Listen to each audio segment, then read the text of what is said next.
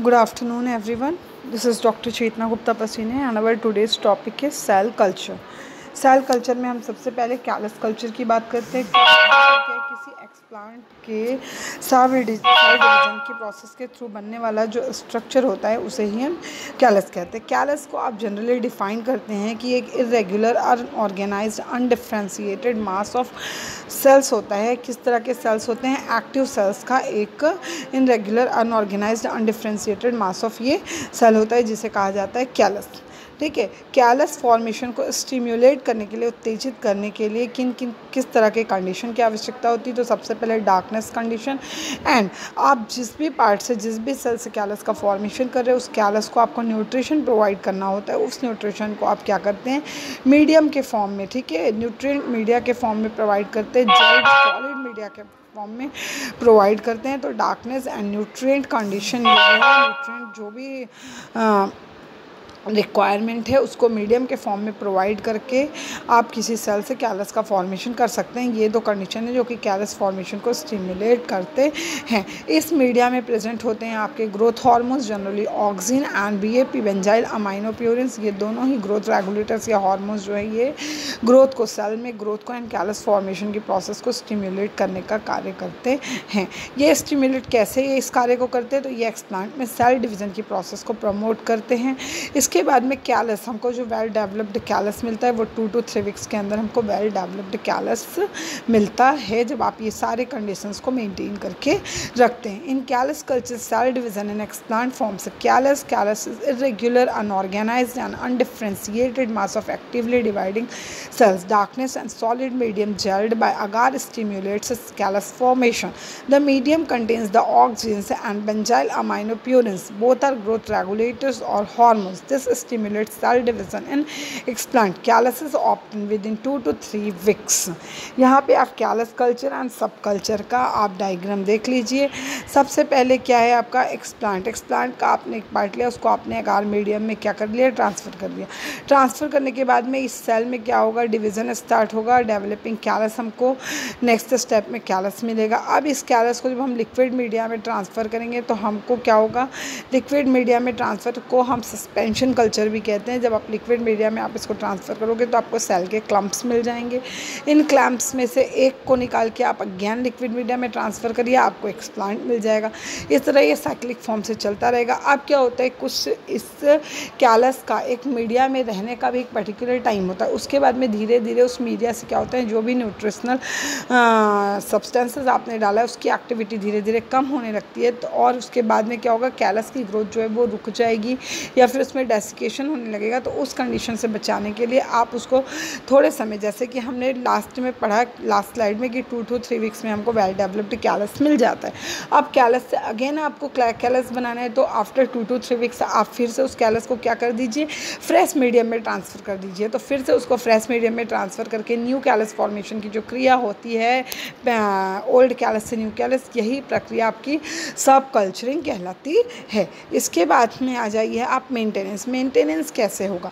तो callus growth, जैसे मैंने आपको कहा कि एक सफिशिएंट टाइम तक का ग्रोथ पीरियड होता है एक मीडिया में, और उसके बाद में मीडिया में काफ़ी सारे चेंजेस होने लगते हैं। जैसे कि मीडिया में न्यूट्रिएंट सब्सटेंसेस आपने जो भी डाले उसका डिप्लीशन होने लगता है, या फिर मीडिया में वाटर का लॉस होने लगता है ग्रेजुअली, या फिर जो मेटाबॉलिक टॉक्सिन्स होते हैं उनका एक्यूमुलेशन हो जाता है।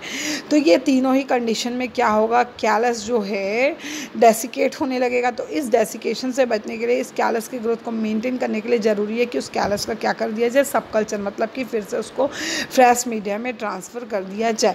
और ये जो सब कल्चर की प्रोसेस है वे 4 to 5 वीक्स में कंटिन्यूसली करते रहना चाहिए। इसके बाद में आ जाइए आप सिंगल सेल कल्चर। इसका एक्सप्लेनेशन आप देख लीजिए मेंटेनेंस का। After sufficient time of callus growth on the same medium following changes will occur: depletion of nutrient in the medium, gradual loss of water, accumulation of metabolic toxins. Hence, for maintenance of growth in callus, it is necessary to subculture the callus. Subculture should be repeated after 4 to 5 weeks.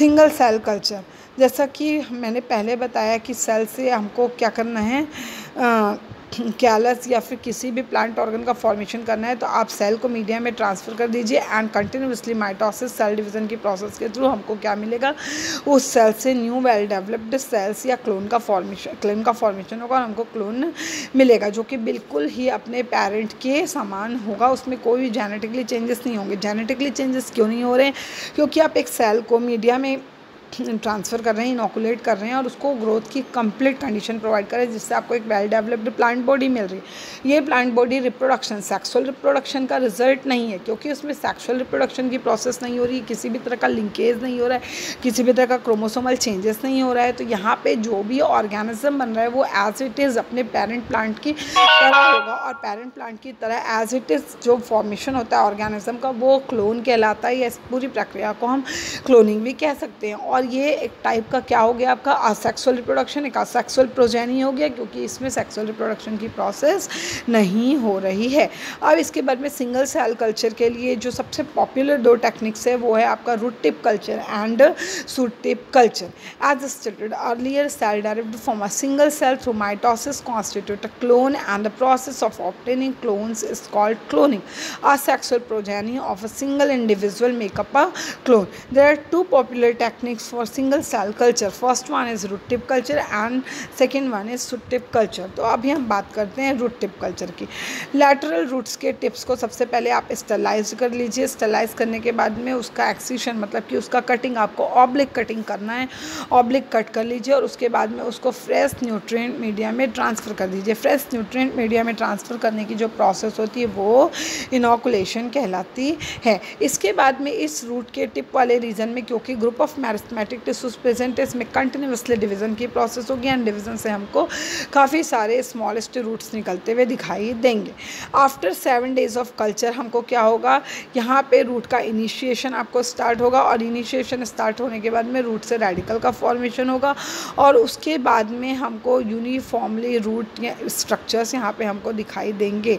और इसी process में क्योंकि ये जो root है वो as it is अपने parents की ही तरह हैं, तो इस तरह के रूट्स को हम क्या कहते हैं, क्लोन से आइसोलेटेड किया गया रूट। तो रूट टिप कल्चर आप देख लीजिए। Tips of lateral roots are sterilized, excised and transferred to fresh medium. The lateral roots continue to grow and provide several roots. After 7 days, that are used to initiate stock or experiment. Thus, the root material is derived from a single radical. Such genetically uniform root cultures are referred to as a clone of isolated roots. इसके बाद में आ जाइए आप shoot tip culture. Shoot tip culture में again shoot का जो tip वाला reason होता है उस टिप वाले रीजन से 100 to 1000 micron metre long section आप कट करते हैं। अगेन सेक्शन कट करने की जो प्रोसेस होती है वो कैसी होती है, किस तरह का सेक्शन आप कट करते हैं, ऑब्लिक सेक्शन, तिरछा सेक्शन आप कट करते हैं और उसके बाद में उस सेक्शन को आप सिंपल न्यूट्रिएंट मीडिया में इनोकुलेट कर देते हैं। प्लस यहाँ पर आप ग्रोथ हार्मोन्स ऐड करते हैं, इस तरह के हार्मोन जो कि शूट मल्टीप्लिकेशन को प्रमोट करते हैं, जिसमें इंपॉर्टेंट है आपका साइटोकाइनिन। यहाँ पर आप ऑक्सिन एंड साइटोकाइनिन का कॉम्बिनेशन करके भी डाल सकते हैं ताकि रूटिंग एंड शूटिंग की प्रोसेस साथ साथ चल सके। इसके बाद में रूट फॉर्मेशन के बाद में इसी से होल प्लांट का फॉर्मेशन होता है एंड रूट का भी फॉर्मेशन होता है। द एक्साइज शूट टिप्स, और यहाँ पे शूट टिप्स का जो साइज है वो आप देख लेंगे। साइज कितना है, 100 to 1000 micron metre long of many plant species can be cultured on relatively simple nutrient media. This media must contains growth hormones and will often form roots and develop into whole plants. यहाँ पर आपका cell culture complete होता है।